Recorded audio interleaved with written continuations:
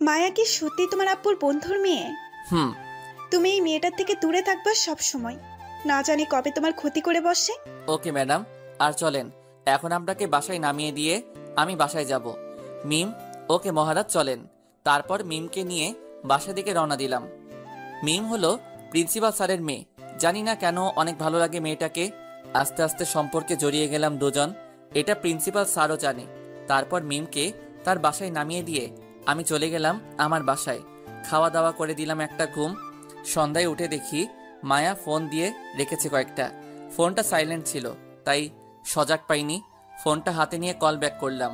Phone receive করার পর মায়া বলল, একটা অনুষ্ঠানে জিতে তোর ভাব তো দেখি আকাশে উঠে গেছে।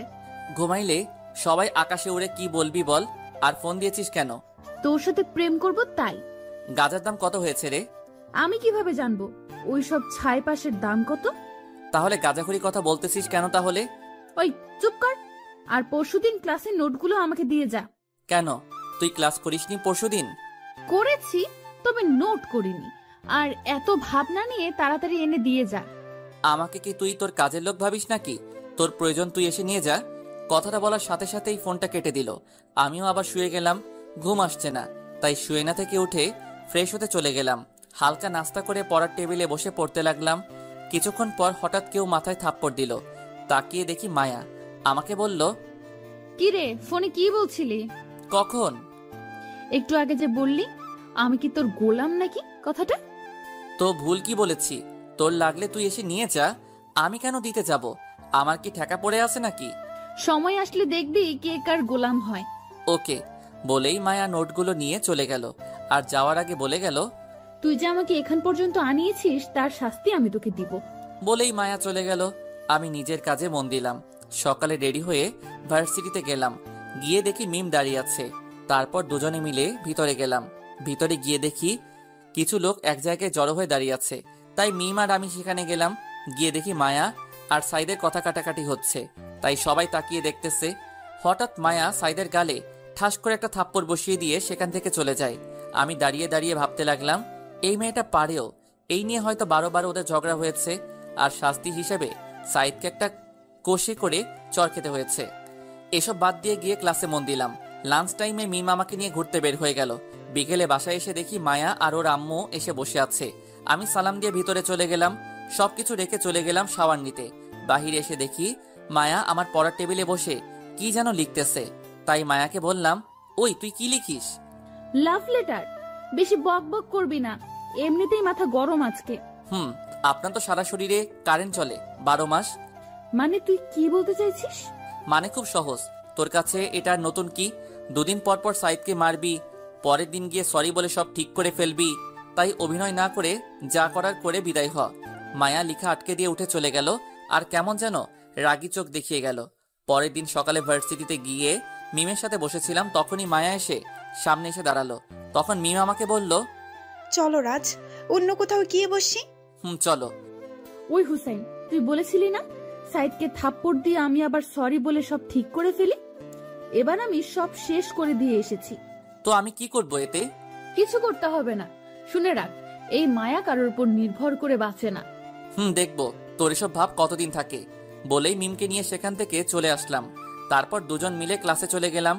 বিকেলে ক্লাস শেষ করে গেল প্রিন্সিপাল স্যারের সাথে দেখা করতে, তাই আমি গেটের বাহিরে বসেছিলাম। মিম বের হওয়ার সময় কেমন রাগী একটা লুক দিয়ে চলে গেল। কিছুক্ষণ পর এসে আমাকে বলল, হোসেন, তুমি মায়ের থেকে দূরে দূরে থাকবে, ওর সাথে আর কথা বলবে না। কেন, কি হয়েছে? একটু আগে আমার একটা বান্ধবী এসে বলল মায়া নাকি আমার আর তোমার সম্পর্কের মাঝে ফাটল ধরাতে চাইতেছে। তুমি সত্যি একটা বোকা। মানে? মানে হলো এই মায়া বুঝি আমাদের মাঝে সম্পর্কের ফাটল ধরাতে পারবে। আর তুমি যেহেতু ওর কথা জেনে নিয়েছো, তাই ওর উল্টাপাল্টা কথা বললে সেটা এড়িয়ে চলবে, তাহলেই হবে। ওকে, কিন্তু তারপরেও তুমি ওর থেকে দূরে থাকবে। যেই ফাজিল মেয়ে না জানি কখন কি করে বসে। ওকে ঠিক আছে, এবার চলেন বাসায়। চলো। তারপর মিমকে তার বাসায় নামিয়ে দিয়ে আমি চলে গেলাম নিজের বাসায়। রাতে বসে বসে পড়তেছিলাম, তখনই মোবাইলটা বেজে উঠে তাকিয়ে দেখি মায়া ফোন দিয়েছে। বিরক্তি ভাব নিয়ে ফোনটা রিসিভ করলাম। মায়া বলে উঠল, কিরে, ফোন ধরতে এত সময় লাগলো কেন?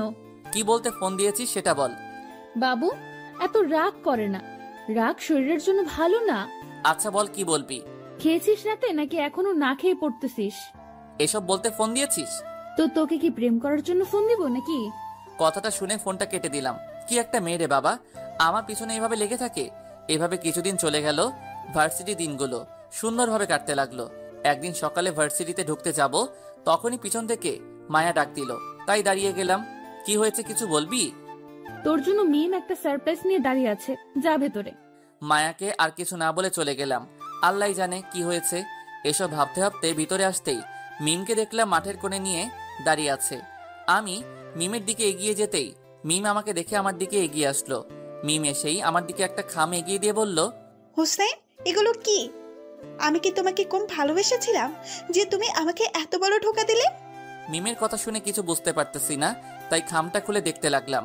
খামের ভিতরে কিছু ছবি, যেটাতে আমি মায়াকে জড়িয়ে ধরে আছি। এরকম আরো কিছু ছবি আছে। ছবিগুলো দেখে মাথাটা চক্কর দিয়ে উঠল। এটা কিভাবে সম্ভব কিছুই বুঝতেছি না। ছবিগুলোতে ডুব দিলাম। তখনই মিমের মাথায় ঘোর কাটলো। সারা কলেজ জানে তুমি আর মায়া একজন আরেকজনের শত্রু, আর ভেতরে ভেতরে এসব করো। প্লিজ চুপ করো, আমাকে ভাবতে দাও। না, তুমি আগে এটা বলো, আমাকে কেন এসবের মাঝে টানলে? আমি কি দোষ করেছি? মিম, তুমি এগুলো পেয়েছো কোথায়? আমার বইয়ের ভেতরে একটু আগে পেয়েছি। বুঝেছি, আসো আমার সাথে। তারপর মিমকে নিয়ে গেলাম মায়ার কাছে। মায়া এক কোনায় ওর বান্ধবীদের সাথে দাঁড়িয়েছিল। আমি গিয়ে মায়াকে জিজ্ঞাসা করলাম, এগুলো কি মায়া? মানে কোনগুলা? দেখ, রাগ উঠাবি না। আর এমন ভাব নিচ্ছিস যে তুই কিছু জানিস না। মায়ার হাতে খামটা ধরিয়ে দিলাম। তারপর মায়া সেগুলো খুলে দেখে আমাকে বলল, দেখ, তোর যদি আমাদের সম্পর্কের কথা কাউকে বলতে লজ্জা পাস, তাহলে এতে আমি কি করব? আর এগুলো ব্যাপারে আমি কিছুই জানি না। তোর আর আমার সম্পর্ক মানে? মানে এটা তোকে বলতে হবে? দেখ মায়া, সত্যিটা কি বল, না হলে রাগ উঠলে কি করব তা তুই ভাবতেও পারবি না। সত্যি বলার কি আছে? আর হ্যাঁ, তোর আর আমার মাঝে একটা সম্পর্ক আছে, ভালোবাসা। এটা তো আর অস্বীকার করতে পারবি না। কি আছে? রিলেশনশিপ। ব্যাস, রাগটাকে আর আটকাতে পারলাম না। ঠাস করে মায়ার গালে একটা চড় বসিয়ে দিলাম। আশেপাশে সবাই হাঁ করে তাকিয়ে রইল আমার দিকে। তাই মায়াকে বললাম, আমাদের রিলেশনের প্রথম উপহার দিলাম। আর যদি আমার আর মিমের মাঝে আসতে চাস তাহলে জানে মেরে ফেলবো, বলে দিলাম। মায়া গালে হাত দিয়ে অবাক হয়ে আমার দিকে তাকিয়ে আছে। আমি মিমকে নিয়ে চলে যাচ্ছিলাম, তখনই তিশা ডাক দিয়ে বলল, তোকে আমি দেখে নিব। আমি ওর কথার কর্ণপাত না করে চলে গেলাম মিমকে নিয়ে। তারপর মিমে রাগ করে বাসায় চলে গেল। মন এমনিতেই খারাপ, তাই ক্লাস না করে বাসায় চলে আসছি। মন খারাপ, তাই দুপুরে খাওয়া দাওয়া করে দিলাম ঘুম। বিকেলে মাথায় কারো হাত বোলানোর কারণে ঘুমটা ভাঙলো। তাকিয়ে দেখি মায়া আমার পাশে বসে আমার মাথায় হাত বোলাচ্ছে। লাফ দিয়ে উঠে দূরে সরে গেলাম। তারপর মায়াকে বললাম, তুই এখানে কি করিস? বাবু, তোমার ঘুম ভেঙে গেছে? ওই কি সব আবল তাবল বলতেছিস? আর তুই আমাদের বাসায় আসলি কখন? এমন ভাবে বলছিস যেন তোদের বাসা থেকে আমাদের বাসা কয়েক কিলোমিটার দূরে, সামনেই তো, তাই মন চেয়েছে চলে আসলাম। আসছিস ভালো কথা, তো তুই আমার রুমে কি করিস? এমনি ছ্যাঁকা খেয়ে কি অবস্থা দেখতে এলাম। তুই এগুলো করছিস কেন? তোর জন্য আমি সাইদের সাথে ব্রেকআপ করলাম, আর তুই রিলেশনে থাকবি? এটা কি মানতে পারি বল? দেখ, এসব বাদ দিয়ে রাত্রিকে সব সত্যি বলে দে, মেয়েটা না হলে ভেঙে পড়বে। অসম্ভব। আমি যতদিন অন্য একটা রিলেশনে না যাচ্ছি ততদিন তুইও সিঙ্গেল থাকবি। মায়ার কথা শুনে রাগও উঠলো, আবার হাসিও পেল, তাই ফিক করে হেসে দিলাম। মায়া অবাক হয়ে জিজ্ঞাসা করলো, কি হলো, এভাবে হাসছিস কেন? তোর কথা শুনে। কেন, আমি হাসির কি বললাম? এই যে বললি তুই রিলেশনে যাওয়ার আগ পর্যন্ত আমাকে সিঙ্গেল থাকতে হবে। তোর রিলেশনের অপেক্ষায় বসে থাকলে আমি বুড়ো হয়ে যাব, তাও তুই রিলেশনে যেতে পারবি না। মানে? এক কথায় তোকে সহ্য করার ক্ষমতা ছিল একমাত্র সাইদের, তাকে ছেড়ে দিয়েছিস, তাই আর কারোর সাথে রিলেশনে যেতে পারবি বলে আমার মনে হয় না। তুই কি আমাকে চ্যালেঞ্জ করতেছিস নাকি? অবশ্যই না, শুধু একটু সুবুদ্ধি দিতেছি, ভালো হয়ে যা, না হলে বিয়ের জন্য আঙ্কেল ছেলে পাবে না তোর জন্য। তুই সকালে থাপ্পড় দিয়েছিস, কিছু বলিনি, কিন্তু এখনের অপমানটা কলিজায় গিয়ে লেগেছে। দেখ, আমি সত্য কথা বলেছি, এটা যদি তোর জন্য অপমান হয় তাহলে আমার কিছু করার নেই। তুই কি বলতে চাইছিস? আমি বিয়ের জন্য পাত্র পাবো না? পাত্র পাবি, তোকে চিনে এমন পাত্র পাবি না, কারণ যারা তোকে চিনে বা স্বভাব সম্পর্কে জানে তারা কখনোই তোকে বিয়ে করবে না। ওকে, আমি আজকে তোকে চ্যালেঞ্জ করে গেলাম, আমি এমন কাউকে বিয়ে করব যে কিনা আমাকে একদম কাছ থেকে চিনে, সেটা যেভাবেই হোক। ওকে, আমিও দেখবো। ওকে। আর হ্যাঁ, মিমের সাথে সম্পর্কের কথাটা ভুলে যা। এমন বিষ ঢেলেছি যে সে তোর দিকে তাকালেও থুতু ফেলবে। মিমের সাথে খারাপ কিছু করলে বা বলে থাকলে আমি যে তোর কি অবস্থা করবো তা তুই ভাবতেও পারবি না। আমাকে যে সকালে চড় দিয়েছিস তার ফল, আর অপমানের ফলটা বাকির খাতে তুলে রাখলাম। বলেই মায়া চলে গেল। আমি মোবাইলটা হাতে নিয়ে দেখি মিমের একটাও কল নেই। অন্য সময় তো কল দিয়ে পাগল করে ফেলতো, তাহলে আজকে একটাও দেয় নাই। তাই উঠে ফ্রেশ হয়ে বেরিয়ে গেলাম। মিমকে ফোন দিয়ে পার্কে আসতে বললাম। মিম আসতে রাজি না। অবশেষে অনেক কষ্টে রাজি করালাম। পার্কে গিয়ে মিমের জন্য অপেক্ষা করতে লাগলাম। কিছুক্ষণ পর খেয়াল করলাম মিম আসতেছে। কিছুটা কাছে আসতেই দেখি মিমের চোখগুলোতে পানি জমে আছে। তাই আমি উঠে মিমের কাছে গিয়ে জিজ্ঞাসা করলাম, কি হয়েছে মিম, তোমাকে এমন দেখাচ্ছে কেন? কিছু না, বলো কি বলতে ডেকেছ? আমার হাতে সময় খুব কম। এমন ভাবে বলছো কেন? আগে তো কখনো এমন ভাবে কথা বলনি। আচ্ছা বলো কি বলবে। আগে এটা বলো, তোমার চোখে পানি কেন? এমনি ধুলো পড়েছে তাই। আমাকে অবহেলা করতেছো তুমি? আচ্ছা যা বলার বলো, বাসায় কেউই নেই তাই তাড়াতাড়ি ফিরতে হবে। আসলে মায়া যা বলেছে বা দেখিয়েছে তা সম্পূর্ণ মিথ্যা। আমার আর মায়ার মাঝে এমন কিছুই নেই, আর হবেও না। মিম কিছুক্ষণ চুপ থেকে কি যেন ভাবতে লাগলো, তাই আবার বললাম, প্লিজ মিম, তুমি মায়ার কথা বিশ্বাস করো না। ওই মেয়েটা আমাদের আলাদা করার জন্য এসব বলতেছে। মিম আমার দিকে কিছুক্ষণ মায়াবী দৃষ্টিতে তাকিয়ে থেকে বলল, মায়ার সাথে নাকি তোমার বিয়ে ঠিক হয়ে আছে ছোটবেলা থেকেই। কি? কে বলেছে এই ফাউল কথাটা তোমাকে? মায়া একটু আগেই ফোন করে বলল তোমাকে আমার সাথে ওর বিয়ে ঠিক হয়ে আছে, আর তোমাদের মাঝে নাকি অনেকবার ফিজিক্যাল রিলেশনও হয়েছে। কথাটা শুনে মাথায় আগুন ধরে গেল। মেয়েটা এত নিচে নামতে পারে যা বলার মতো না। তাই মিমকে বললাম, মিম, কিছুদিন আগে তুমি আমাকে বলেছিলে না মায়া আমাদের মাঝে ফাটল ধরাতে চাই? এখন মায়া সেটাই করতেছে। আর তুমি জানো না মায়া জিতার জন্য যে কোনো কিছু করতে পারে বা বলতে পারে। তুমি আগে আমার প্রশ্নের উত্তর দাও, মায়া যা বলেছে সেগুলো কি সত্যি নাকি মিথ্যা? সবগুলো কথা মিথ্যা, আর ওই ছবিগুলো ছিল এডিট করা। তোমাকে বোকা বানিয়ে সে এখন মজা নিচ্ছে। মায়া আসলে একটা খারাপ মেয়ে। বলেই মিম আমাকে জড়িয়ে ধরলো। আমিও মিমকে জড়িয়ে ধরলাম। তারপর মিমকে বললাম, মিম, তুমি কি আমাকে সত্যিই ভালোবাসো? কেন, সন্দেহ আছে নাকি? না, আসলে তুমি এত সহজে ভুল বুঝে ফেলেছো আমাকে, যার কারণে অনেক কষ্ট পেয়েছি আমি। মায়া এমন ভাবে বলেছিল, আমি তো ভয় পেয়ে গিয়েছিলাম। আচ্ছা চলো এখন মায়ের সাথে একটু মজা নেওয়া যাক। মানে কি করবে তুমি? দেখতে থাকো। বলেই ফোনটা পকেট থেকে বের করে মায়াকে ভিডিও কল দিলাম। মায়া রিসিভ করে আমাকে বলল, কি রে, এই সময় ফোন দিয়েছিস? মুখটা একটু ভার করে ফেললাম আর হালকা কাদো কাদো ভাব নিয়ে বললাম, ওই তুই মিমকে কি এমন বলেছিস যে সে আমাকে থাপ্পড় দিয়ে চলে গিয়েছে? কিছু মন্ত্র পড়েছি, তাতেই কাজ হয়ে গিয়েছে। আচ্ছা, তোর কি মনে হয় তুই হালকা একটু বা বেশি মন্ত্র পড়লে আমার আর মিমের মাঝে ফাটল ধরাতে পারবি? এই দেখ। বলেই মিমকে টান দিয়ে আমার কাছে আনলাম আর কপালে একটা চুমু এঁকে দিলাম। ব্যাস, মায়া যা বোঝার বুঝে গিয়েছে। মায়া আর কিছু না বলে টুক করে ফোনটা কেটে দিয়েছে। এদিকে আমি আর মিম হাসতে হাসতে শেষ। মিমকে বাসায় নামিয়ে দিয়ে এসে খাওয়া দাওয়া করে দিলাম একটা ঘুম। পরের দিন ভার্সিটিতে যেতেই দেখি মায়া এক কোণে দাঁড়িয়ে আছে। তাই আমি মায়ার সামনে গিয়ে দাঁড়িয়ে বললাম, এইভাবে মন খারাপ করে দাঁড়িয়ে আছিস কেন? এমনি, তোকে বলতে হবে নাকি? জানি। কেন তোর মন খারাপ? যা তো, ফালতু বলিস না। আরে রাগ করিস না, আর যা পারিস না তা করতে গেলে এমনই হয়। আর তুই কিভাবে ভাবলি আমাদেরকে আলাদা করতে পারবি?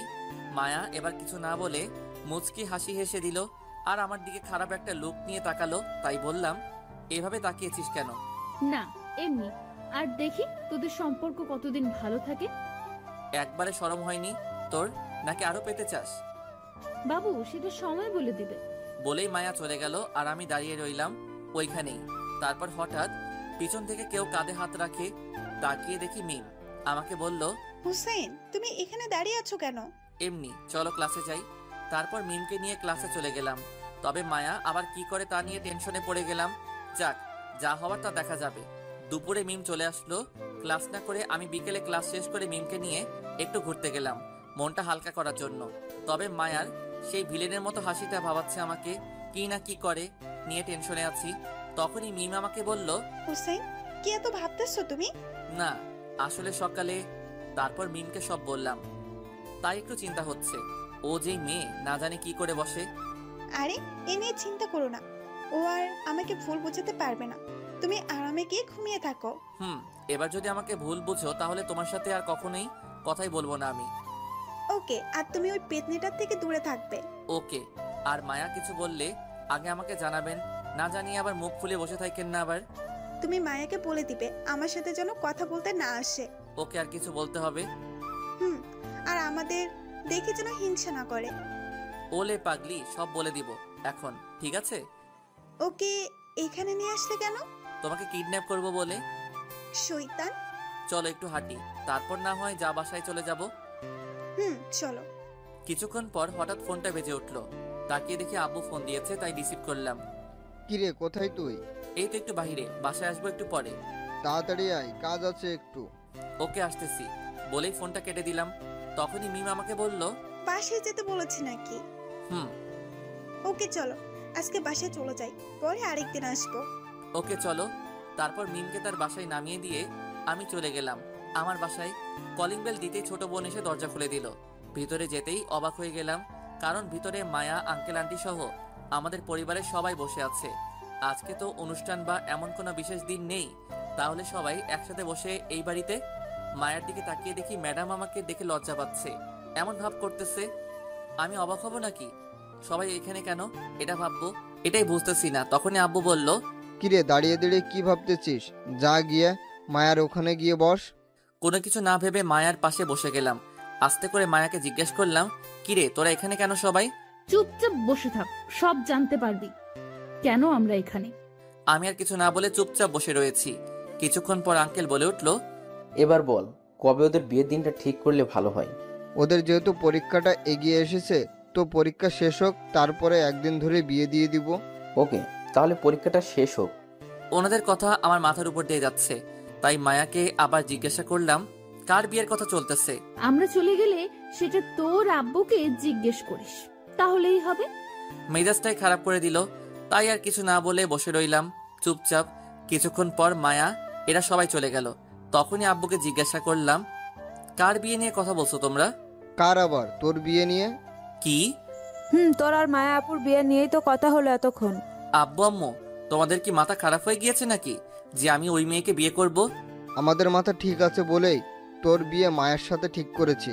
আমি কোনোদিনও মায়াকে বিয়ে করব না। তোরা তো একজন আরেকজনকে ভালোবাসিস, তাহলে বিয়ে করতে সমস্যা কোথায়? মায়াকে যে আমি ভালোবাসি এটা কে বলেছে তোমাদের? কেন, মায়া তো বললো তোরা নাকি একজন আরেকজনকে ভালোবাসিস অনেক আগে থেকে। ওই মেয়েটা পাগল হয়ে গিয়েছে, আর আমি অন্য আরেকজনকে ভালোবাসি, তাই মায়া প্রতিশোধ নিতে এটা করতেছে। তুই আবার কাকে ভালোবাসিস? তারপর মোবাইল থেকে মিমের ছবিটা বের করে সবাইকে দেখালাম। তারপর মিমের সম্পর্কে সব বললাম। তখন আব্বু বলল, আচ্ছা, আমি মায়ের আব্বুর সাথে কথা বলে দেখি। আর হ্যাঁ, এই মায়া নামের মেয়েটাকে বউ করার স্বপ্ন ভুলে যাও। বলেই ভিতরে চলে গেলাম নিজের রুমে। রাগে মাথাটা গজগজ করতে লাগলো। এসব ফাউল চিন্তা বাদ দিয়ে চলে গেলাম ফ্রেশ হতে। ফ্রেশ হয়ে বের হতেই দেখি মোবাইলে কল আসতেছে। তাকিয়ে দেখি মায়ার ফোন, তাই বিরক্তি নিয়ে ফোন করলাম। মায়া বলল, ধাক্কাটা সামলাতে পেরেছিস তো, নাকি আবার অজ্ঞান হয়ে গিয়েছিস? জি, সামলেও নিয়েছি, আর তোর ব্যাপারে সব বলেও দিয়েছি। আর তারা এবার আঙ্কেলের সাথে কথা বলে তোর অভিনয় সমাপ্ত করে দিবে, চিন্তা করিস না। মায়া চুপ হয়ে গেল আমার কথা শুনে। বুঝলাম টেনশনে পড়ে গেছে মেয়েটা, তাই আবার বললাম, কিরে এবার তুই ধাক্কা খেলি নাকি? তবে দেখি কি করা যায়। দেখ মায়া, এসব সিরিয়াস বিষয় নিয়ে পাগলামি বন্ধ কর, না হলে খুব খারাপ হবে বলে দিলাম। খারাপ যাই হোক, বিয়ে তো আমি তোকেই করব। রাগে মাথাটা ফেটে যাচ্ছে, তাই ফোনটা কেটে দিলাম। কিছু না বলে চুপচাপ বসে রইলাম। রাতে খাওয়া দাওয়া করে দিলাম একটা ঘুম। সকালে ফ্রেশ হয়ে নাস্তা শেষ করে ভার্সিটিতে গেলাম। ভিতরে যেতেই মায়া সামনে এসে দাঁড়ালো। আমি পাশ দিয়ে চলে যাওয়ার সময় মায়া বলে উঠল, এভাবে কতদিন পাশ কাটিয়ে চলে যাবি? কিছুদিন পর তো আমার হাতের মুঠোয় আসতে হবে। আমি কোনো কথা না বলে ক্লাসে গিয়ে মাথা নিচু করে বসে রইলাম। ক্লাস শুরু হতে অনেক টাইম বাকি, তাই ক্লাসে কেউ নেই, তাই মায়ের কথাগুলো ভাবতেছি। তখনই কাঁধে কারো হাতের ছোঁয়া পেলাম। তাকিয়ে দেখি মিম। কি হয়েছে? এভাবে মন খারাপ করে বসে আছো কেন? কিছু না বলে মিমকে জড়িয়ে ধরলাম। চোখ দিয়ে পানি চলে আসলো আপনা আপনি। জানি না চোখের পানিটা কেন এসেছে। মিম হয়তো কিছুটা অবাক হয়েছে আমার এমন আচরণে, তাও মিম জিজ্ঞাসা করলো, হুসেন, কি হয়েছে আমাকে বলো। কালকে বাসায় গিয়ে দেখি। তারপর মিমকে সব বললাম। এখন কি করব নিজেই বুঝতেছি না। আচ্ছা, তোমার আপু যেহেতু বলেছে কথা বলবে, সেহেতু দেখো কি হয়। মিম তুমি জানো না মায়া যে করেই হোক এটা করে ছাড়বে। ওর মতো মেয়ে পারে না এমন কোনো কাজ নেই। হারে কিচ্ছু হবে না, দেখে নিও। তাই যেন হয়। আমরা কথা বলছিলাম, তখনই মিম ক্লাসে ঢুকে আর আমাকে মিমকে জড়িয়ে ধরা দেখে বলে, বাহ, ক্লাসকে কি তোমরা পার্ক বানিয়ে ফেলবে নাকি? মায়া, তুমি কি শুরু করেছো এটা? আমি আবার কি করলাম? যা করার তা তো তোমরা করতেছো। মায়া, তুমি হুসাইনের বাসায় বিয়ের প্রপোজাল পাঠিয়েছো কেন? আমার মন চেয়েছে তাই। তুমিও পাঠাও।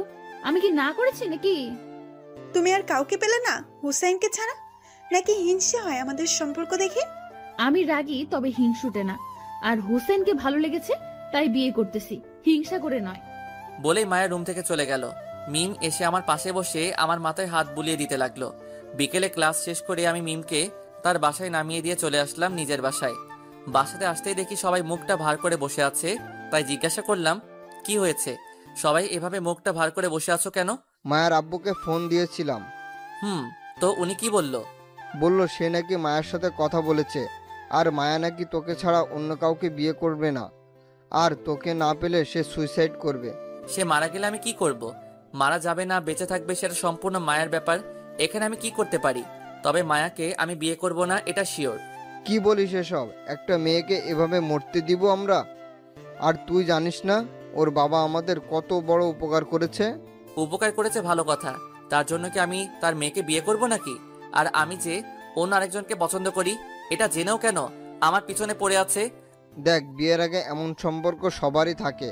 তুই বরং ওই মেয়েটাকে ভুলে যাওয়ার চেষ্টা কর, তাতেই ভালো। আব্বু, তোমাদের কিভাবে বোঝাবো আমি? আঙ্কেলকে বলে দিও আমি এই বিয়ে করব না, মানে করব না। প্লিজ বাবা, একবার ভেবে দেখ। আব্বুকে থামিয়ে দিয়ে আমি বললাম, আঙ্কেলকে বলে দিও সে যদি বিয়ে নিয়ে আর একটা পাও বাড়ায় তাহলে তার মেয়েকে মরতে হবে। না, আমি নিজে সুইসাইড করব, তাহলেই দেখবে সব শান্তি হয়ে গিয়েছে। কথাটা শুনে সবার চোখ মুখ বড় বড় হয়ে গিয়েছে। আমি সেদিকে খেয়াল না করে নিজের রুমে চলে আসলাম। রাতে খাওয়া দাওয়া করে আবার রুমে এসে বসে রইলাম। তখনই মিম কল দিল। তারপর মিমকে সব খুলে বললাম। মিম তারপর কিছুক্ষণ কথা বলে ফোনটা রেখে দিলাম। তারপর কিছুক্ষণ পড়ালেখা করে শুয়ে গেলাম। চোখে লেগে আসতেছিল, তখনই ফোনটা বেজে উঠল। তাকিয়ে দেখি মায়া। রাগটা মাথায় উঠে গেল। আবার মায়া নামটা দেখে একরকম বিরক্ত নিয়ে রিসিভ করে জিজ্ঞাসা করলাম, কি হয়েছে? ফোন দিয়েছিস কেন এত রাতে? তোর সাথে কথা বলতে মন চাইতেছিল তাই। কেন, ফোন দিতে পারি না নাকি? দেখ, কাজের কিছু বলা থাকলে বল, না হলে ফোনটা রেখে দিব। ওকে শোন, আজকে পরীক্ষার সাবজেক্টের চার্ট দিয়েছে, সেটা তোর ইমেইলে পাঠিয়ে দিয়ে রেখেছি, দেখ। থ্যাঙ্কস বলে ফোনটা কেটে দিলাম। আর একটাও কথা বললাম না। তারপর আরামের একটা ঘুম দিলাম। সকালে উঠে ফ্রেশ হয়ে নাস্তা না খেয়ে ভার্সিটিতে চলে গেলাম। আম্মু ডেকেছিল, কিন্তু এক প্রকার রাগ নিয়ে বেরিয়ে গেলাম। ভার্সিটিতে গিয়ে দেখি মিম দাঁড়িয়ে আছে এক কোনায়, তাই আমি মিমের কাছে গেলাম। তারপর বসে রইলাম চুপ করে, মন খারাপ করে। তখনই পিছন থেকে কেউ কাঁধে হাত রাখলো। তাকিয়ে দেখি মায়া। মায়া বলল, কিরে, তুই নাকি না খেয়ে চলে এসেছিস ভার্সিটিতে? তো কি হয়েছে? খাওয়ার উপর রাগ করতে নেই, ধর এটা খেয়ে নে। বলে একটা প্যাকেট আমার দিকে এগিয়ে দিল। এমনিতেই মাথায় রাগ, তার উপর আবার এসব ঢং করতেছে। তাই বললাম, দেখো মায়া, এমনিতেই মাথা ঠিক নেই, তার উপরে প্যারা দিস না প্লিজ, যা এখান থেকে। ওকে, তবে এগুলো খেয়ে নিস। বলেই প্যাকেটটা রেখে চলে গেল। আমি প্যাকেটটা নিয়ে দূরে ছুঁড়ে মারলাম। তখনই মিম আমাকে বলল, হুসেন, তুমি খেয়ে আসোনি সকালে? আবার তুমি শুরু করো না প্লিজ। না, চলো গিয়ে খেয়ে আসি, আর সব ঠিক হয়ে যাবে দেখো। এখন চলো খেয়ে আসি। তারপর মিমের জোরাজোরির কারণে যেতে হলো খেতে। নাস্তা শেষ করে চলে আসলাম ক্লাসে। বিকেলে ক্লাস শেষ করে বাসায় আসতে দেখি সবাই চুপচাপ করে বসে রয়েছে। আমি কাউকে কিছু না বলে রুমে গিয়ে ফ্রেশ হয়ে খেতে আসলাম। এভাবে দুদিন কেটে গেল। স্বাভাবিকভাবেই ভাবলাম আঙ্কেল হয়তো এই বিষয়টা নিয়ে আর এগোবে না, কিন্তু শুক্রবার আজকে, তাই সবকিছু বন্ধ। বিকেলে নিচে সবাই মিলে টিভি দেখতেছি। এমন সময় আঙ্কেল ফোন দিয়েছে আব্বুর মোবাইলে। আব্বু ফোন রিসিভ করে কথা বলতে লাগলেন। আব্বু আঙ্কেলকে বোঝাতে চাইতেন, কিন্তু আঙ্কেল বোঝার পাত্রই না। আব্বু তখন ফোনটা লাউড স্পিকারে দিয়ে সবার সামনে রাখলেন।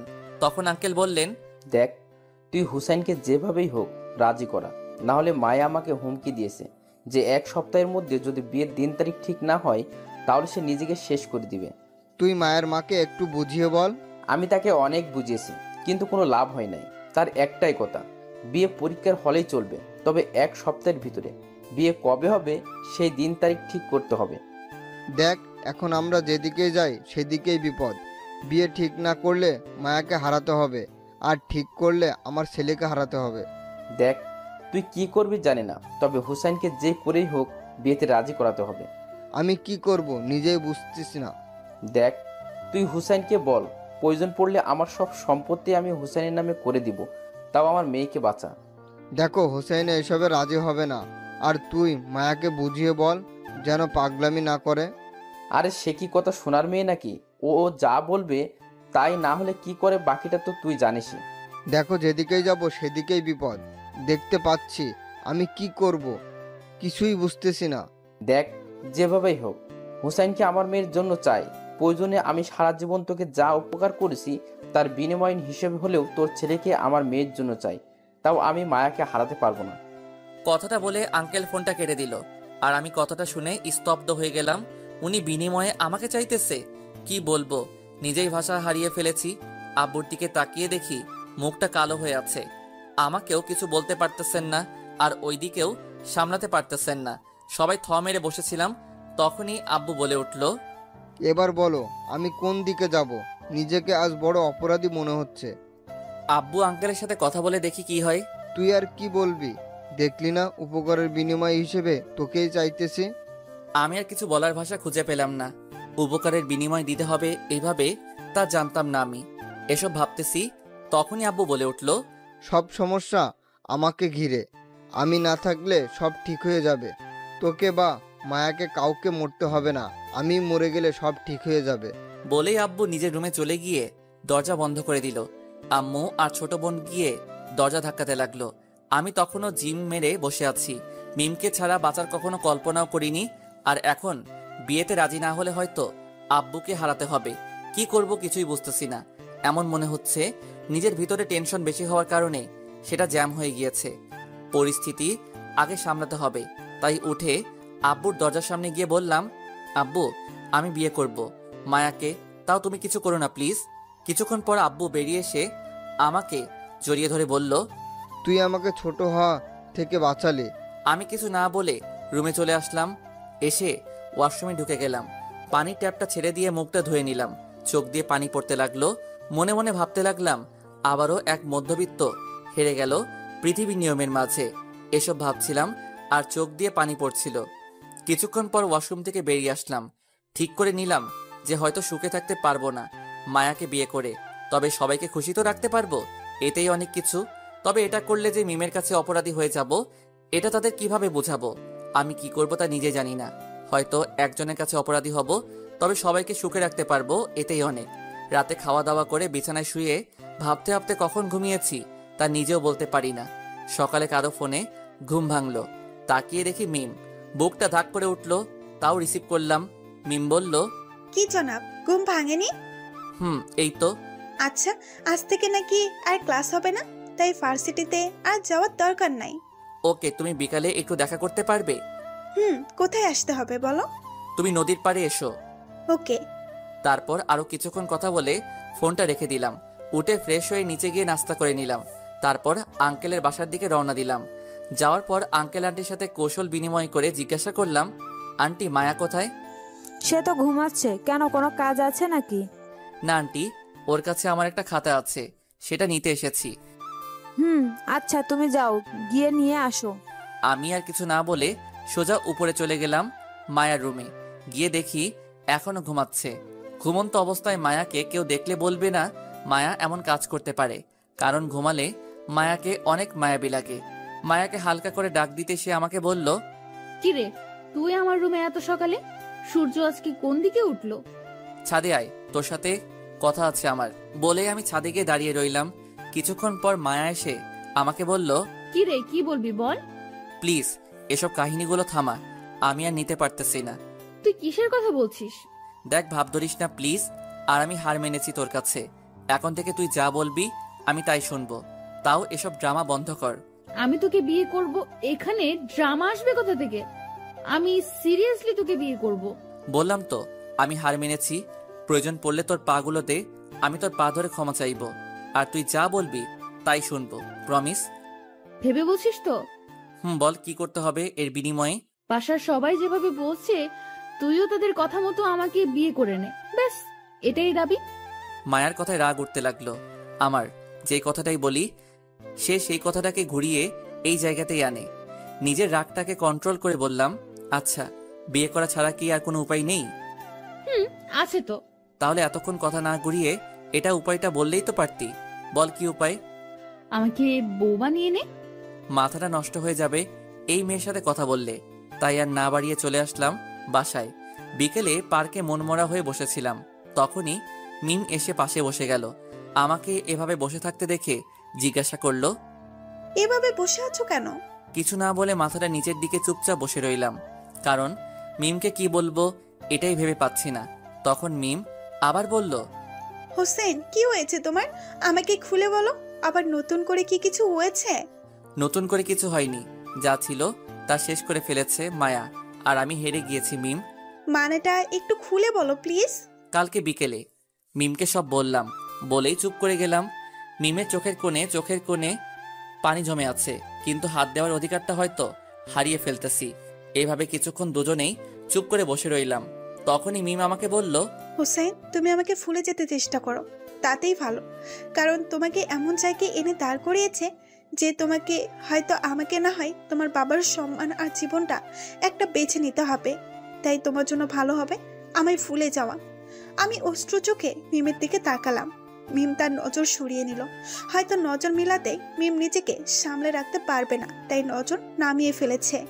মিম জানো, আমি এমন একটা জায়গায় এসে দাঁড়িয়েছি, এখন সামনে পিছনে যেদিকেই যাই কারো না কারো কাছে অপরাধী হতে হবে। হোসেন তুমি নিজেকে সামনের দিকে নিয়ে যাও, আর আমি কিছু মনে করব না। তুমি মায়াকে বিয়ে করে নাও, তাহলে তুমি অনেক খুশি হবে। সান্ত্বনা দিতেছো? মিম আমাকে কিছু না বলে চুপচাপ বসে রইল। মিমের পাশে বসে থাকতে পারতেছি না, নিজেকে কেমন অপরাধী মনে হচ্ছে নিজেকে। তখনই মিম বলল, চলো বাসায় যাই, এমনিতেই অনেক রাত হয়ে যাচ্ছে, আর আমরা একসাথে থাকতে পারবো না বলে কি হয়েছে? আমরা তো ভালো ফ্রেন্ড হয়ে থাকতে পারি নাকি? জানি না তোমাকে হারিয়ে খোদার উপরে রাগ করব নাকি এত সুন্দর জীবনটা নষ্ট করে দেওয়ার জন্য তাকে দোষ দিব, এটাই বুঝতেছি না। হয়েছে, এবার চলো বাসায় যাই। তারপর আর কিছু না বলে মিমকে তার বাসায় নামিয়ে দিয়ে আমি বাসায় চলে আসলাম। জানি না আজকে কি হারিয়েছি, তবে নিজের জীবনের সব থেকে দামি জিনিস হারিয়েছি এটা বুঝতে পারতেছি। তবে মায়ার উপর প্রচুর রাগ হলো। তার দরকার বিনিময় ভালোবাসা, তাই তাকে বিনিময়ের ভালোবাসাই দিব। কখনো মনে জায়গা করতে পারবে না। মায়াকে বিনিময় সবকিছু দিব, তার সাথে আমার সম্পর্ক থাকবে শুধু উপকারের বিনিময়ে ভালোবাসা। মায়াকে আর তুই না, এখন থেকে আপনি করে বলবো, কারণ সে সব ভেঙে দিয়েছে শুধু বিনিময়ের ভালোবাসা চেয়ে। পরের দিন সকালে ভার্সিটিতে গিয়ে এক কোণে বসেছিলাম, তখনই মায়া এসে বলল, কিরে, আজকে তোর নায়িকা কোথায়? দেখতে পাচ্ছি না। কিছু না বলে চুপচাপ বসে রইলাম। তখনই মায়া আবার বলল, কিরে, কথা কানে যায় না? জি বলেন, আমি শুনতেছি। আমার মুখ থেকে আপনি শুনে মায়া হয়তো চমকে গিয়েছে, ওর মুখে রিয়াকশন এটাই বলতেছে। নিজেকে সামলে নিয়ে মায়া বলল, ওই, তুই আমাকে আপনি করে বলছিস কেন? আরে আপনার বাবা আমাদের এত উপকার করেছে, তাহলে আমি আপনাকে তুই বা তুমি কি করে বলি বলেন? খোঁচা দিতেছিস নাকি? আরে না, আপনারা বিনিময়ে আমাকে চেয়েছেন, আমি তো বিয়েতে রাজি হয়ে গিয়েছি, এতে খোঁচা দেওয়ার কি আছে? দেখ, তোর আপনি আমার ভালো লাগতেছে না, আর এসব ঢং বাদ দে। দেখুন, আপনারা উপকার করেছেন তাই সম্মান প্রাপ্য, আর আমি ঢং করতে যাব কেন? আমি তো রিয়েলিটিতে চলতেছি, আর তাই যদি কেউ উপকার করে তাকে সম্মান দিয়ে কথা বলতে হয়। ওকে, ডাকতে থাক, আর সম্মান দেওয়া ভালো। বলেই মায়া উঠে চলে গেল। আমি সেই জায়গাতেই বসে রইলাম। এভাবে কেটে গেল কিছুদিন। এর মাঝে বিয়ের দিন ঠিক হয়ে গিয়েছে, আমার পরীক্ষাও প্রায় শেষ। আমি পরীক্ষার মাঝে নিজেকে ব্যস্ত রাখার চেষ্টা করলাম, আর ওরা যা বলে তাতেই তাল মিলিয়ে চলতে লাগলাম, কারণ যা হারাবার তা তো হারিয়ে ফেলেছি। হয়তো ওই দিনই জীবনের শেষ দিনটাও কাটিয়ে নিয়েছিলাম। পরীক্ষার শেষ দিনে মায়া সবাইকে বিয়ের কার্ড দিয়ে দাওয়াত দিতে লাগলো। সবাই শকড হলো আমার আর মায়ার বিয়ের কথা শুনে। পরীক্ষা শেষ আজকে, তাই বাসায় এসে ঘুমিয়ে গেলাম। আর এক সপ্তাহ পরে বিয়ে। সন্ধ্যায় ঘুম ভাঙলো, মাথায় হাত দিয়ে বুলিয়ে দিতেছে, তাকিয়ে দেখি মায়া, তাই লাফ দিয়ে উঠে বললাম, আপনি এখানে কেন? কেন, আর 10 দিন পর তো এই রুমটা তো আমারও হবে, তাই আগে থেকে এসে অভ্যাস করতেছি। না বলে চুপচাপ শুয়ে গেলাম, কারণ জীবনের একটাই লক্ষ্য এখন, তার বিনিময় কিভাবে পূরণ করব। এভাবে কেটে গেল আরো 9 দিন। সবকিছুই ঠিকঠাক চলতেছিল। বিয়েটাও হয়ে গেল আজকে। সবাই মুখে হাসি, আমিও হাসতেছি, তবে সেটা মন থেকে নয়, সবাইকে খুশি রাখার জন্য। মায়াকে নিয়ে বাসায় আসতে আসতে গভীর রাত হয়ে গিয়েছে। সবাই মায়াকে নিয়ে পড়ে আছে, তাই আমি বাহিরে গিয়ে বসে রইলাম। রাতে বাহিরে বসে চাঁদের দিকে তাকিয়েছিলাম, তখনই আব্বু কাঁধে হাত রাখলো। আমি বললাম, আব্বু কিছু বলবে? তোকে অনেক কষ্ট দিয়ে ফেলেছি না রে। আরে ধর, কি যে বলো না, তোমার সম্মান বাঁচাতে নিজেকে কোরবানি করে দিতে পারি, এটা আর কি। আচ্ছা যা, অনেক রাত হয়ে গেছে, এখন রুমে যা। বলেই সেখান থেকে সোজা রুমে চলে আসলাম। দরজা লাগিয়ে ওয়াশরুমে চলে গেলাম। ফ্রেশ হয়ে এসে দেখি মায়া নতুন বউয়ের মতো খাটে বসে আছে, তাই গিয়ে জিজ্ঞাসা করলাম, আপনার কি সেবা লাগবে বললে ভালো হতো। মায়া এবার চট করে ঘুমটা খুলে আমার দিকে রাগী চোখে তাকিয়ে বলল, নতুন বউয়ের সাথে কি করতে হয় তা জানিস না? জি, বলে দিলে ভালো হতো। নিজের ভিতরের ফিলিংস থেকে যা আসে তা থেকে কর, এটাও কি বলে দিতে হবে? সরি, আসলে ভিতরের ফিলিংস শব্দটা মারা গিয়েছে, তাই কি করতে হবে বলে দিলে ভালো হয়। মায়া অবাক হয়ে কিছুক্ষণ তাকিয়ে রইল, হয়তো ভাবতেছে এমন ছেলেটা কবে বদলে গেল। কিছুক্ষণ পর আমাকে বলল, কিছু করতে হবে না, এসে শুয়ে পড়। জি ঠিক আছে, বলেই গিয়ে খাটের একপাশে শুয়ে গেলাম। মায়া চলে গেল ফ্রেশ হতে। কিছুক্ষণ পর ফ্রেশ হয়ে এসে মায়া আমার বুকে মাথা রাখলো। আমি চুপচাপ মরার মতো পড়ে রইলাম। তখন মায়া বলল, আমাকে জড়িয়ে ধর। আমি কোনো কথা না বলে জড়িয়ে ধরলাম। তারপর মায়া চুপচাপ ঘুমিয়ে গেল। আমার চোখে ঘুম নেই, শুধু একটা কথাই মাথায় নাড়া দিতেছে। সবার মন রাখতে গিয়ে একজনের মন ভেঙে দিলাম আমি। এই অপরাধের ক্ষমা কোথায় থেকে পাবো? আর মায়া ফিলিংসের কথা বলছে, সে নিজে জানে না ফিলিংসগুলো শুধু একজনকে ঘিরে, আর সেই হারিয়ে গেছে আমার জীবন থেকে। এসব হাজারো চিন্তা করতে লাগলাম, আর চোখ দিয়ে সমানে পানি পড়তে লাগলো। কখন যে সকাল হয়ে গেল নিজেও জানি না। হঠাৎ মায়ের বুকের মাঝে নড়াচড়া দিয়ে উঠল। বুঝলাম মায়ের ঘুম ভাঙতেছে। আমি হাত দিয়ে চোখের পানিগুলো মুছে ঘুমের ভান ধরে চোখটা বন্ধ করে নিলাম। মায়া উঠেই নিজেকে আমার থেকে ছাড়িয়ে নিল। তারপর হঠাৎ করে আমি নিজের গালে নরম ঠোঁটের ছোঁয়া অনুভব করলাম। তারপর মায়া চলে গেল। আমি তাকিয়ে দেখি ওয়াশরুমে চলে গিয়েছে ফ্রেশ হতে। কিছুক্ষণ পর ফিরে এসে আসার শব্দ পেলাম, তাই আবার চোখ বন্ধ করে শুয়ে রইলাম। কিছুক্ষণ পর মায়া আমাকে ডাক দিল। ঘুম ভেঙেছে এমন একটা ভাব নিয়ে তাকালাম। তখনই মায়া বলল, তুই রাতের বেলায় ঘুমের মধ্যে কিস করলি কেন আমাকে? মায়ার কথা শুনে আমি টাসকি খেয়ে এলাম। কাল রাতে আমি ঘুমালাম কখন? নাকি মায়া ভাব নেওয়ার জন্য বলেছে? এসব ভাবতেছি তখন মায়া আবার বলল, কিরে, উত্তর দিচ্ছিস না কেন? সরি, আসলে ঘুমের মধ্যে মানুষ কি করে তা তো বলতে পারে না, তাই ভুল করে হয়ে গিয়েছে, মাফ করে দিবেন প্লিজ। ওকে, যা উঠে ফ্রেশ হয়ে আয়। ওকে বলেই উঠে চলে গেলাম ফ্রেশ হতে। ফ্রেশ হয়ে এসে রেডি হবার পর মায়া আর আম্মুকে নিয়ে নাস্তা করতে গেলাম। আমি চুপচাপ গিয়ে নাস্তা করতে বসে গেলাম। ওইদিকে মায়াকে নিয়ে সবাই মজা করতেছে। এসব কেমন যেন বিরক্ত লাগতেছে, তাই হালকা কিছু খেয়ে রুমে চলে আসলাম। কিছুতেই ভালো লাগতেছে না। আমার পিছন পিছন মায়াও রুমে আসলো। এসে আমাকে বলল, রুমে চলে আসলি কেন? আসলে ভালো লাগতেছিল না, তাই চলে আসছি। কেন, কোনো সমস্যা হয়েছে নাকি? সবাই কেমন করে যেন তাকিয়ে দেখতেছিল তোর চলে আসার দিকে। ও তো এখন কি করতে হবে বলেন? আমার সাথে বাহিরে আয়, আর সবার সাথে হাসি মুখে কথাবার্তা বলবি। ওকে, এই হাসিটা চলবে? তোরে হাসি দিতে বলছি, দাঁত বের করে দেখাতে বলি নাই। আর এমন ভাবে হাসি দিতেছিস যেন হাসি দিতে কষ্ট হইতেছে তোর। আসলে এর চেয়ে সুন্দর হাসি আমি দিতে পারি না। কেন? আগে যে মিমের সাথে বসে বসে হাসতি, ওইগুলো কোথায় এখন? ওই যার নামটা বলেছেন তার সাথে মাটি চাপা পড়ে গেছে হাসিগুলো। আমার কথা শুনে মায়া চুপ হয়ে গেল। কিছু বলতে গিয়েও থেমে গেল। তারপর বলল, আয় বাইরে যাই, রুমে ভালো লাগতেছে না। চলেন। তারপর মায়াকে নিয়ে বাহিরে গেলাম। সবার সাথে কথা বলতে লাগলাম। বিকেলে রেস্ট করতে রুমে এসে শুয়েছিলাম, তখনই মায়া রুমে আসলো। তারপর ফ্রেশ হতে চলে গেল। ফ্রেশ হয়ে এসে দরজা লাগিয়ে দিয়ে এসে আবার বুকে শুয়ে গেল। আমি আগের মতো শুয়েছিলাম। তখন মায়া বলল, আচ্ছা হুসেন, এখন তো স্বামী স্ত্রী, তাই না? কাজী সাহেব বলেছিল, কালকে শুনেছি। তুই কি এখনো আমাকে মেনে নিতে পারিসনি? তোর কি বলেন এসব? আমি তো ওই দিন আপনাকে মেনে নিয়েছি, যেদিন আপনার আব্বু বিনিময় চেয়েছিল। হুসেন প্লিজ, পেছনে সবকিছু ভুলে যা। এখন এসব মনে রেখে লাভ নেই। ওকে, ভুলে গেলাম। এই তো ভালো ছেলে। তো এখন বল, আমাকে ভালোবাসিস কিনা? ভালোবাসাটা কি জানতে পারলে খুব ভালো হতো। দেখ হুসেন, আমি মানতেছি যে আমি তোকে জোর করে বিয়ে করেছি, কিন্তু এখন তো সবকিছু মেনে নিয়েছি। তুইও মেনে নে, তাতেই ভালো। ওকে। আচ্ছা হুসেন, তুই কি এখনো ওই মিমকে ভালোবাসিস? দেখুন, এসব বিষয় জানার আপনার কোনো অধিকার নেই। তার চেয়ে ভালো আপনার কি উপকার করতে পারি এটা বলেন। আমি নিজে সবটুকু দিয়ে চেষ্টা করব সেটা পূরণ করার। কথাগুলো বলতে বলতে চোখের কোণ দিয়ে টপ টপ করে 2 ফোঁটা পানি ঝরে গেল। তাড়াতাড়ি করে মুছে ফেললাম। মায়া আমার কথা শুনে আর কিছু না বলে চুপচাপ শুয়ে রইল। আমি মনে মনে ভাবতে লাগলাম, এখন কেমন লাগে মায়া? আমিও ওই দিন এমনভাবে কষ্ট পেয়েছিলাম যা হয়তো তুমি আজকে ফিল করতেছো।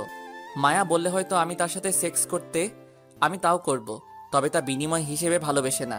কারণ আমি মাটি দিয়ে দিয়েছি আমার মন আর বাকি সবকিছু মিমে চলে যাওয়ার সাথে। এখন নিয়ম মতো রোবটের মতো নিজের দায়িত্ব পালন করে যাব। এটাই হয়তো বাকি জীবনে থাকবে। এসব ভাবতে ভাবতে কখন যে ঘুমিয়ে গেছি তা নিজেও জানি না। চোখ খুলল কারো ডাকে, তাকিয়ে দেখি মায়া মাথার পাশে বসে আছে। এবার আর ঘাবড়াইনি। মায়াকে বললাম, জি কিছু বলবেন অথবা কিছু করতে হবে আমাকে? জি, এখন উঠে নিচে খেতে আসেন, সবাই খেতে বসে আছে। ঘড়ির দিকে তাকিয়ে দেখি অনেকক্ষণ ঘুমিয়েছি, তাই উঠে ফ্রেশ হয়ে চলে গেলাম খেতে। খাওয়া দাওয়া করে আবার রুমে চলে আসলাম। এসে বসে রইলাম চুপচাপ। কি করব তাও ভেবে পাচ্ছি না। ভার্সিটি খোলা থাকলে এমনটা না করে এসব কাটিয়ে উঠতে পারতাম। এখন তো পুরো বেকার লাগতেছে নিজেকে। এসব ভাবতেছিলাম তখনই মায়া রুমে আসলো। এসে আমাকে বলল, কি রে, তোর শরীর ভালো না? জি ভালো। বলেন আপনার কিভাবে সেবা করতে পারি? ওই আমি তোরে বলছি আমার কিছু লাগবে? না।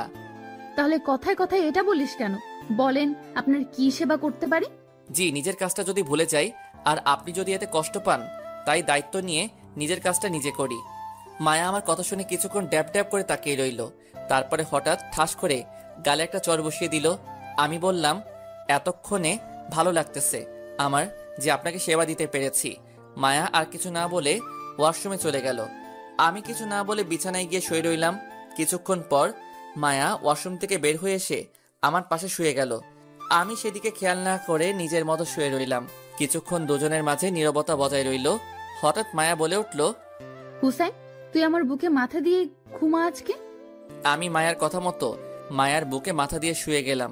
তখন মায়া আমাকে বলল, আমার হার্টবিট শুনতে পাচ্ছিস হুসাইন? জি। হার্টবিট গুলো কি বলতেছে তাকে শুনতে পাচ্ছিস না? সরি ম্যাডাম, এসব বোঝার ক্ষমতা আমি অনেক আগেই হারিয়ে ফেলেছি। দেখ হুসাইন, আমি জানি তুই আমার উপর রাগ করে আছিস, মাফ করে দে প্লিজ। দেখুন, আমি কোনো ব্যাপারে আপনার উপরে রাগ করে নেই, তাই বারে বারে মাপ চেয়ে আমাকে লজ্জা দিবেন না প্লিজ। দেখ, এভাবে বলিস না, বললাম তো ভুল হয়ে গিয়েছে। প্লিজ ম্যাডাম, এভাবে বলবেন না। আমি যদি পারতাম তাহলে ক্ষমা করে দিতাম। দেখ হুসাইন, তোকে জোর করব না, তুই ক্ষমা করে দে, না হলে কিন্তু আমি বাধ্য হব জোর করতে। ম্যাডাম, আপনি বললেই আমি কাজ করে দিব, জোর করার কি আছে? আমার কথা শুনে মায়া রাগে টলমল করতে লাগলো। আমি কিছু না বলে চুপচাপ রইলাম। তখন মায়া আবার বলল, বুঝছি তোকে বুঝিয়ে পারবো না, তাই যা করার আমাকেই করতে হবে। আপনি কেন কষ্ট করতে যাবেন? আমাকে বলেন, আমি করে দিচ্ছি। তুই কি করতে পারবি? আমার সাধ্যের ভিতরে হলে অবশ্যই পারবো। ওকে, ভালোবাসতে পারবি আমাকে? সরি ম্যাডাম, এটা আমার সাধ্যের অনেক বাহিরে, তাই পারবো না। আপনি চাইলে জীবন দিতে পারি, তবে ভালোবাসতে পারবো না। কথায় কথায় খুঁজে দেওয়াটা কোথা থেকে শিখেছিস? বলবি একটু, বলবি? সময়ের কাছ থেকে। আসলে সময় মানুষকে বদলে দেয় আর অনেক কিছু শিখিয়ে দেয়। মাঝে মাঝে পাথর সহ বানিয়ে দেয় একটা মানুষকে। হো, তাই এমন ভাবে কথা বলিস? আন্তরিকভাবে দুঃখিত আমি। আপনি যদি আমার কথায় কষ্ট পেয়ে থাকেন। আমার কথা শুনে মায়া ফিক করে হেসে দিল। তারপর বলল, তোর কথায় শুধু কষ্ট পাই না, এমন লাগে বুকের ভেতরে হাতুড়ি দিয়ে আঘাত করতেছে, বুঝছ? জি ম্যাডাম। আচ্ছা, এসব বাদ দিয়ে একটা সোজা কথা বলে দেই, শুনে রাখ। জি বলেন। তোকে আমি 2 দিন সময় দিলাম, এর মাঝে আমাকে ভালোবেসে মেনে নিবি। তোর জন্য ভালো, আর এর মাঝে মেনে না নিলে তোর থেকে জোর করে আমি আমার অধিকার আদায় করে নেব। হালকা মুচকি হেসে আমি চোখ বন্ধ করে ফেললাম। জানি না মায়া কি ভাবতেছে, আর সেটা জানার কোনো প্রয়োজন মনে করি না। মায়া আমাকে জড়িয়ে ধরল। আমি কোনো কিছু না বলে চুপ করে শুয়ে রইলাম। হাজারো চিন্তা মাথায় নিয়ে ঘুমিয়ে গেলাম। কখন তা বলতে পারি না। সকালে ঘুম ভেঙে তাকিয়ে দেখি আমি নিজের সিটে শুয়ে আছি, আর মায়া আমার বুকে শুয়ে ঘুমিয়ে আছে। আমি ওঠার জন্য হালকা করে মায়াকে বুকে নামাতে চাইছিলাম, তখনই মায়ার ঘুমটা ভেঙে গেছে। ঘুমন্ত গলায় আমাকে বলল, হুসেন, ঘুমাতে দে তো একটু, এত নড়াচড়া না করে যেভাবে আছিস সেভাবেই শুয়ে থাক প্লিজ। তারপর আবার ওইভাবে শুয়ে রইলাম। কি আর করার, কিছু না বলে চুপচাপ শুয়ে চোখ বন্ধ করে রাখলাম। এভাবে কেটে গেল 2 দিন। বিয়ের সব নিয়ম প্রায় শেষ, তবে বাসায় বসে থাকতে থাকতে ভালো লাগতেছে না। তার উপর এসব প্যারা। রাতে বসে বসে মোবাইল টিপতেছিলাম, তখনই মায়া রুমে আসলো। এসে আমাকে বলল, কিরে, আজকে তো 2 দিন শেষ, কি ঠিক করলি? আপনি আমাকে যা বলবেন তাই করব। আমি তাই এখানে মেনে নেওয়া আর না নেওয়ার কিছুই নেই। বুঝছি, তোকে বুঝিয়ে লাভ নেই, তার চেয়ে বরং তোর সাথে কঠিন হয়ে থাকাটা ভালো। এটা আপনার ইচ্ছা। ঠিক আছে, এখন এদিকে এসে আমাকে কিস কর। মায়ার কথা মতো তার কাছে গিয়ে কপালে একটা কিস করলাম। তখন মায়া রেগে বলল, ওই, তোরে কপালে কিস করতে বলেছিলাম আমি? সরি ম্যাডাম, আপনি স্থান উল্লেখ করেন নাই, তাই আমি কপালে করেছি। ওই, নিজের বউয়ের কপালে কিস করে কেউ? আর এটা বলে দেওয়া লাগে নাকি? বউ কথাটা শুনে নিজের অজান্তেই ফিক করে হেসে দিলাম আমি। মায়া আমার হাসি দেখে অবাক হয়ে তাকিয়ে রইল। তারপর নিজেকে সামনে নিয়ে বললাম, সরি ম্যাডাম, আসলে একটা কথা মনে পড়ায় হাসি পেয়ে গিয়েছিল। আমি বুঝেছি কেন হেসেছিস। থাক, তোকে কিছু করা লাগবো না, যা করার আমিই করতেছি। জি ম্যাডাম। কথাটা বলতে না বলতেই মায়া আমার ঠোঁটগুলোকে সে নিজের ঠোঁট দিয়ে দখল করে নিল। তারপরে কিছুটা স্কিপ করে যাওয়াই ভালো, তবে মন থেকে একটু হয়নি, যা হয়েছে সব বিনিময় থেকে করেছি। সকালে ঘুম থেকে উঠে দেখি মায়া এখনো ঘুমাচ্ছে, তাই উঠে চলে গেলাম ফ্রেশ হতে। শেষ বিকেলে রুমে বসেছিলাম, তখনই মায়া রুমে আসলো। এসে বলল, হুসেন, চল বাইরে কোথাও গিয়ে ঘুরে আসি। জি বলেন, কোথায় যেতে চান? আমি নিয়ে যাচ্ছি। তুই আবার শুরু করে দিলি? রেডি হয়ে নে, ঘুরতে যাব, ব্যাস। তোকে কোথাও নিয়ে যাওয়া লাগবে না, আমি যাব, তুই শুধু সাথে থাকলেই হবে। ওকে। তারপর রেডি মায়ের সাথে বের হলাম। তখন মায়া আমাকে বলল, মুজিবনগর অনন্য পার্কে যাই। পার্কে নামটা শুনে হালকা অবাক হলাম, কারণ ওই পার্কে আমি আর মিম প্রায়ই বসে গল্প করতাম, আর ওই পার্কে হাজারো স্মৃতি জমা আছে। মায়া ওই পার্কে যেতে বলেছে কেন, এসব ভাবতেছিলাম। তখনই মায়া আবার বলল, কিরে, যাবি নাকি এখানেই বসে থাকবো সারাদিন? তারপর গাড়ি নিয়ে বেরিয়ে গেলাম বাসা থেকে। ওই পার্কে যেতে যেতে সন্ধ্যা হয়ে গিয়েছে। ভিতরে ঢুকে আমি মায়ার সাথে হাঁটতেছি আর মিমের সাথে বসে থাকা সেই জায়গাগুলো দেখতে লাগলাম। কেন জানি বুকের ভিতরে হালকা ব্যথা অনুভব করতে লাগলাম, আর চোখের কোণে হালকা হালকা পানি জমা হতে লাগলো। পানিগুলো মুছে হাঁটতে লাগলাম, কারণ এই পানিগুলোর কোনো মূল্য নেই পৃথিবীর কাছে, কারণ বেইমানি করে ফেলেছি তার সাথে। এখন অপরাধী হিসেবে বেঁচে আছি আমি। এসব ভাবতে ভাবতে আনমনে হাঁটতেছি। তখন মায়া ডাক দিয়ে বলল, কিরে, অতীতে চলে গেলি নাকি? আসলে শরীরটা ভালো লাগতেছে না। ও, আমি তো মনে করেছিলাম তুই মিমের কথা ভাবতেছিলি। আমি আর কিছুই বললাম না, চুপচাপ নির্বাক দর্শকের মতো কিছুক্ষণ কাটিয়ে আসলাম মায়ার সাথে। বাসায় এসে খাওয়া দাওয়া করে রুমে চলে আসলাম। খাওয়া দাওয়া শেষ করে আমি রুমে চলে আসলাম। মায়াও কিছুক্ষণ পর রুমে আসলো। এসেই আমার উপর শুয়ে বলল, তোকে নিয়ে ঘুরতে গিয়ে মজা নেই, মনে হয় একটা রোবট নিয়ে ঘুরতে বের হয়েছি। আমি কিছু না বলে চুপ করে শুয়ে রইলাম আর মায়ার কথাগুলো শুনতে লাগলাম। মায়ার এবার আমার সামনে উঠে দাঁড়িয়ে গেল। তারপর আমাকে বলল, আচ্ছা হুসাইন, আমরা হানিমুনে গেলে ভালো হবে বলতো? ম্যাডাম আমি কি বলবো বলেন, আপনি যেখানে যেতে চান আমিও সেখানেই যাব। আচ্ছা, তুই এমন করে কথা কেন বলিস বলতো? আচ্ছা বাদ দে সব, চল আমরা সিলেটে গিয়ে ঘুরে আসি। ওকে। মায়া চলে গেল ফ্রেশ হতে। কিছুক্ষণ পর আমার চোখটা লেগে আসলে ঘুমিয়ে গেলাম।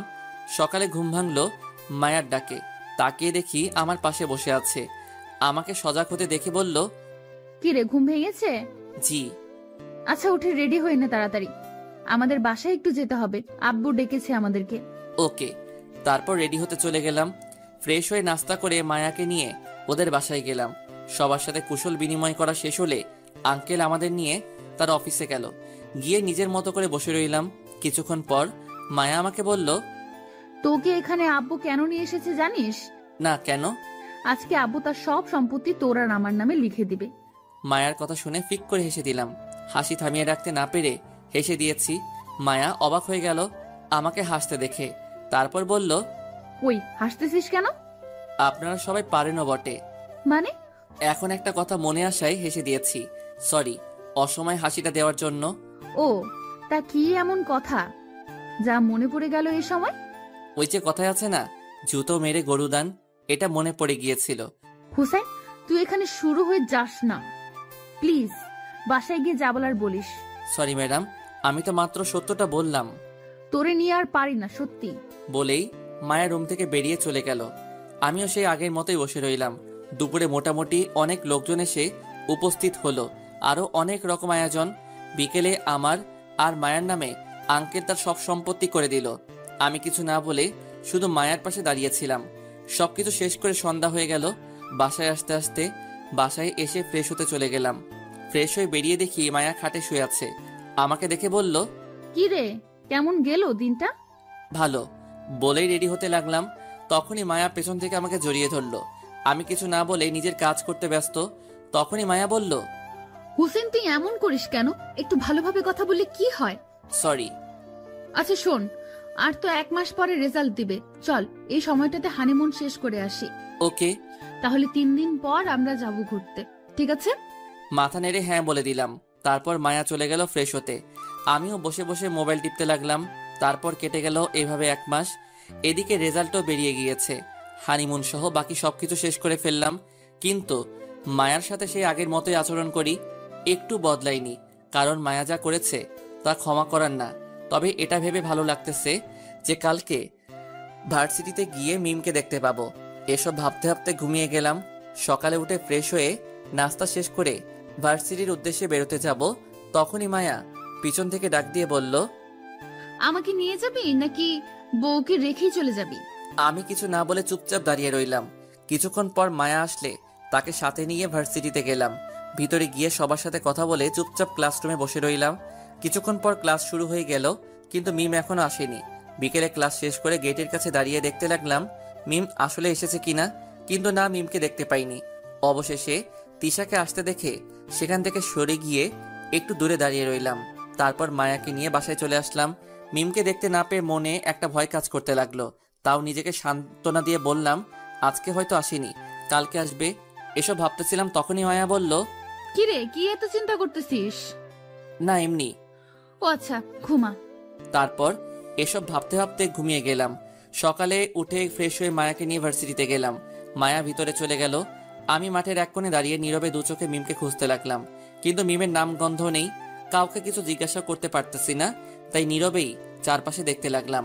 হঠাৎ পিছন থেকে কাঁধে হাত রাখলো, তাই হালকা ঘাবড়ে গেলাম। পিছনে তাকিয়ে দেখি মায়া। আমাকে এভাবে ঘাবড়াতে দেখে মায়া বলল, আরে ভয় পাস না, আমি। কিছু বলবেন? তুই যাকে খুঁজতেছিস সে এই ভার্সিটিতে আর আসবে না। মানে? মানেটা হলো মিম ভার্সিটি থেকে টিসি নিয়ে চলে গিয়ে অন্য আরেক ভার্সিটিতে ভর্তি হয়েছে, তাই তাকে খুঁজে লাভ নেই। তো আমি কি করব? সে যা মন চাই করুক, তাতে আমার কি? বলে সেখান থেকে সোজা ভার্সিটির ভিতরে চলে এলাম। প্রচুর কান্না পাচ্ছে এখন কেন জানি, তাও সবকিছু চেপে গেলাম নিজের ভিতরে। আমার জন্য একটা মেয়েকে ভার্সিটি বদলে ফেলতে হলো। মায়ার উপর রাগটা বাড়তে লাগলো। ভিতরে পাথরটা আরো বড় হয়ে গেল। কিছু না বলে চুপচাপ বসে রইলাম। এমন লাগতেছে নিজের জীবনের মানেটা হারিয়ে ফেলেছি। কিভাবে পারলাম এটা করতে? এখন খোদার কাছে একটাই দোয়া, মরণটা যেন তাড়াতাড়ি হয়। নিজেকে নিজের ভিতর বন্দি করে নিয়েছি। কিভাবে পার করব এই অপরাধ বোধটা নিয়ে? এইভাবে চলতে লাগলো দিনগুলো। নিজেকে এখন অনেক শক্ত করে নিয়েছি। মায়া এখনো পারেনি আমার ভালোবাসা আদায় করতে। এইভাবে কেটে গেল 6 মাস। বিকেলে আমি ঘুমাচ্ছিলাম, তখনই মায়া এসে ডাকতে লাগলো। আঙ্কেল নাকি হঠাৎ অসুস্থ হয়ে গিয়েছে, তাই উঠে হসপিটালে গেলাম।